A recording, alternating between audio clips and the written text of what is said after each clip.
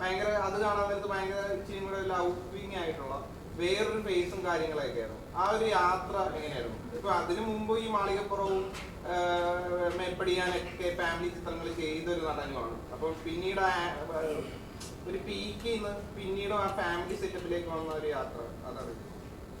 Brother actually Marco എന്ന cinema ഷൂട്ടിന് മുന്നേ കംപ്ലീറ്റ് ചെയ്ത ഷൂട്ടിങ് നോക്കുകയാണെങ്കിൽ ഞാൻ ആദ്യം എക്സ് ബേബിയാണ് ചെയ്തുകൊണ്ടിരിക്കുമ്പോൾ മാർക്കോയുടെ വർക്ക് നടക്കുന്നുണ്ടായിരുന്നു. മാർക്കോ പാൻ ഇന്ത്യൻ ഹിറ്റാക്കണം എന്ന് വിചാരിച്ചെടുത്ത സിനിമയല്ല, അതങ്ങനെ ആയി തീർന്നു. എനിക്ക് ഒരുപാട് സന്തോഷമുണ്ട്. എന്നെ സംബന്ധിച്ച് മാർക്കോ പോലത്തെ ഒരു സിനിമ ചെയ്യുമ്പോൾ ഞാൻ എക്സ് ബേബി പോലത്തെ സിനിമ എന്ന് വെച്ചാൽ ഞാൻ ഒരുപാട് ഇഷ്ടപ്പെടുന്ന ഒരു സബ്ജക്റ്റാണ്. ഫാമിലി മൂവീസ് കഴിഞ്ഞ 5 വർഷമായിട്ട് റെഗുലറായിട്ട് ചെയ്യുന്നുണ്ട്. എനിക്ക് തോന്നി ഞാനിനി ഒരു ആക്ഷൻ സിനിമ ചെയ്താൽ അത് ചിലപ്പോൾ വിജയിക്കും, അല്ലെങ്കിൽ ആൾക്കാർക്ക് ഇഷ്ടപ്പെടും.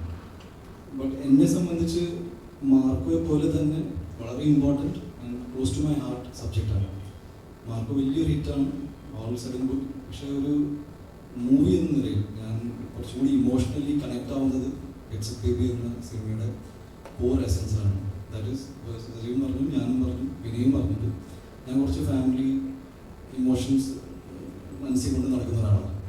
എനിക്ക് കണക്ട് ആവുന്ന കഥകൾ ഇപ്പോൾ വൈവി എൻ്റെ അടുത്ത് ഈ കഥ പറഞ്ഞപ്പോൾ ഈ പ്രായത്തിൽ ഏറ്റവും കൂടുതൽ ഞാൻ കേൾക്കുന്ന കാര്യങ്ങൾ കല്യാണത്തെക്കുറിച്ചും അതേപോലെ തന്നെ ഇമോഷൻ ഫാമിലി കാര്യങ്ങളെക്കുറിച്ച് കേൾക്കുമ്പോൾ നമുക്ക് പെട്ടെന്ന് അത് ഓക്കെ ഇതിലൊരു സിനിമ ഉണ്ടല്ലോ. ഈ സിനിമ ബേസിക്കലി ഡിസ്കസ് ചെയ്യുന്നത് ആഫ്റ്റർ മാരേജ് ഒരു കപ്പിൾ ഫേസ് ചെയ്യുന്ന ഏറ്റവും ബുദ്ധിമുട്ടുള്ളൊരു സാഹചര്യം എന്താണെന്ന് വെച്ചാൽ കുട്ടികൾ വിശേഷം എന്താണെന്ന് ചോദിക്കുമ്പോൾ കുട്ടികളും ഫാമിലിയെ കുറിച്ചാണ്.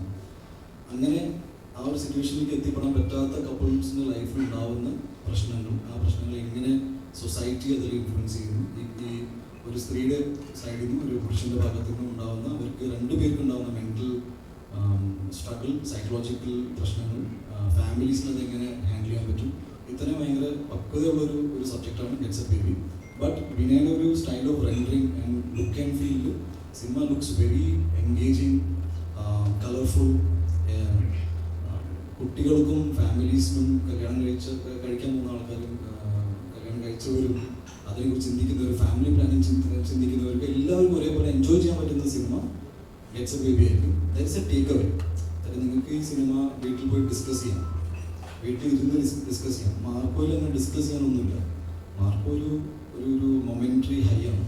അഡ്രിനലിൻ അടിക്കില്ല. തിയേറ്ററിൽ ഇരിക്കുമ്പോൾ നിങ്ങൾക്ക് എനിക്കതാണ് തോന്നിയത്. ഞാൻ ആ സിനിമ കണ്ടപ്പോൾ ഇരുന്ന് പാവം. പക്ഷേ ഞാൻ പിന്നീട് എനിക്ക് മാർക്കോയെ കുറിച്ച് എനിക്ക് ചിന്തിക്കാനൊന്നും ഉണ്ടായില്ല. ബട്ട് ആ ഒരു ഇമോഷൻ ക്രിയേറ്റ് ചെയ്യാനും ഭയങ്കര പാടാണ്.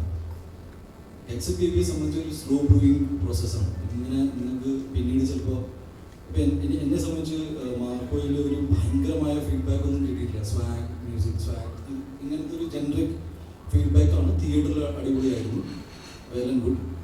പക്ഷെ ഞാൻ ആദ്യം സംസാരിച്ചപ്പോൾ എനിക്ക് ഒരു കുഞ്ഞ് അമ്മയോട് ചോദിക്കാണ്. അമ്മ ഞാൻ ജനിച്ചപ്പോൾ അമ്മയ്ക്ക് ഒരുപാട് വേദനിച്ചു എന്ന് ഉള്ളൊരു ചോദ്യം. ആ അമ്മയുടെയും മകൻ്റെയും റിലേഷൻഷിപ്പിന് വേറെ തലത്തിലേക്ക് ഈ സിനിമ കൊണ്ടുപോകും. ഈ സിനിമ കൊണ്ട് സംഭവിച്ചൊരു നല്ല കാര്യം എന്ന് എനിക്ക് വേണമെങ്കിൽ പറയാം, which will stay in my memory. ആ സെൻസിൽ ആസ് എൻ ആക്ടർ ഓൾസോ ഇപ്പോൾ വിനയ് എന്നെ കാസ്റ്റ് ചെയ്യുമ്പോൾ വിനയ്ക്കും ഇതൊരു ചലഞ്ചാണ് ഇങ്ങനത്തെ ഒരു ടൈപ്പ് ഓഫ് സിനിമ. സജീവ് ഒരു ഹാർഡ് കോർ ആക്ഷൻ സിനിമ ഇഷ്ടപ്പെടുന്ന ഒരാളാണ്, ലാലേട്ടൻ്റെ കൂടെയാണ്. അപ്പോൾ പിന്നെ അങ്ങനത്തെ ഒരു മീശപ്പിരിക്കുന്ന സിനിമകളൊക്കെ പ്രതീക്ഷിക്കാം സ്കന്ധയെന്ന്.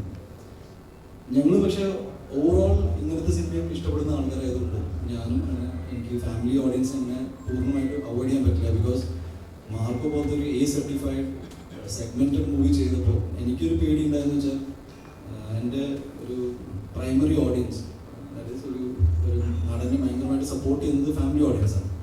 അവർക്ക് വേണ്ടി ഒരു സിനിമ ഇമ്മീഡിയറ്റ് വരുമ്പോൾ നന്നായിരിക്കും. അതിൻ്റെ ഭാഗമായിട്ട് വന്ന ഒരു സിനിമയാണ്. നിങ്ങളെല്ലാവരും കാണുമ്പോൾ ഞാനിപ്പോൾ ഈ പറഞ്ഞ കാര്യങ്ങളെല്ലാം നമുക്ക് റിലേറ്റ് ചെയ്യാൻ പറ്റും. Even for you also. ഞാൻ ഫാമിലീസ് എന്ന് പറയുമ്പോൾ പ്രായമില്ല, അതിൽ ജസ്റ്റ് ദാറ്റ് ഒരു കൊലാബറേറ്റീവ് സ്പേസ് നിൽക്കുന്ന ഒരു നല്ല സിനിമ.